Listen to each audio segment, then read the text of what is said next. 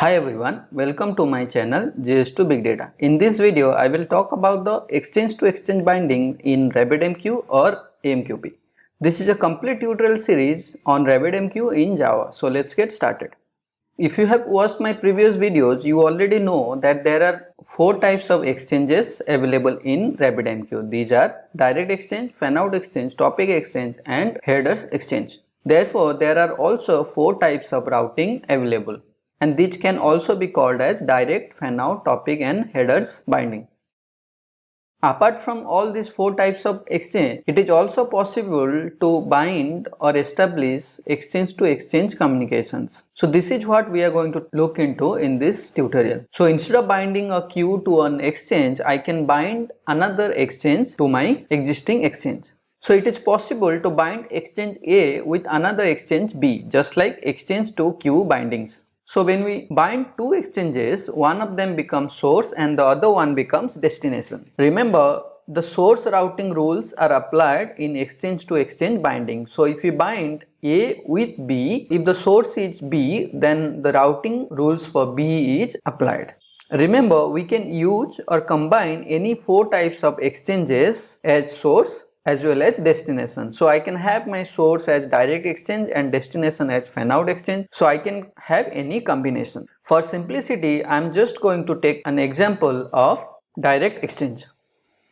So in this diagram, I have a producer which will send a message to the direct exchange called home direct exchange. This home direct exchange is linked to another exchange called linked direct exchange, and both of them are direct exchange. For simplicity, I have taken the example of direct exchange. You can use any of the 4 type exchange. Home direct exchange is connected with linked direct exchange via the routing key home appliance. So home direct exchange is the source exchange and linked direct exchange is the destination exchange. So when I send a message to my exchange, if the message has routing key home appliance, then only the message will be forwarded to linked direct exchange, because both of them are direct exchange. And further, home direct exchange is also linked with 2 queues, that is fan queue and laptop queue, via the routing keys home appliance and personal device. So if the message has routing key personal device, then that message will be forwarded to laptop queue only, not fan queue, neither linked direct exchange. But if the message has routing key home appliance, then the message will be forwarded to fan queue as well as linked direct exchange. Now see, linked direct exchange is further connected to 3 more queues: mobile queue, SC queue and light queue. So if we forward a message with home appliance as the routing key, that message will only receive by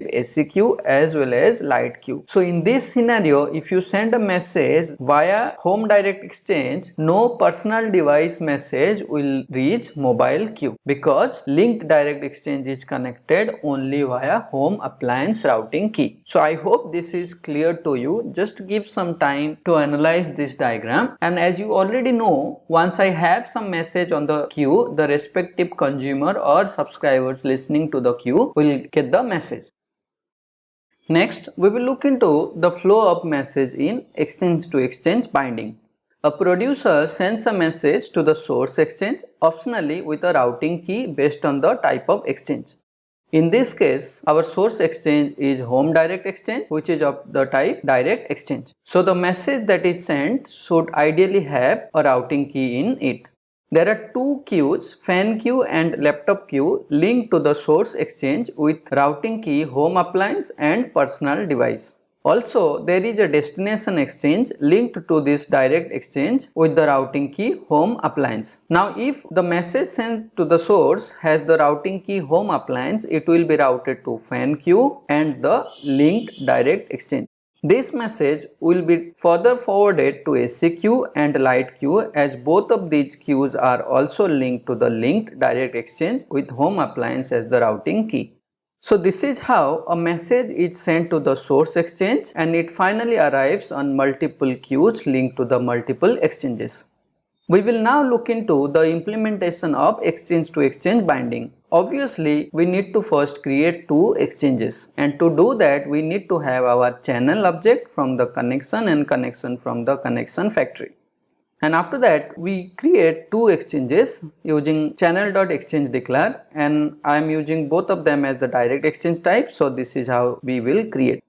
We have 5 queues over here: mobile, AC queue, light queue, fan queue and laptop queue. So I am using channel.queue declare to declare all the 5 exchanges.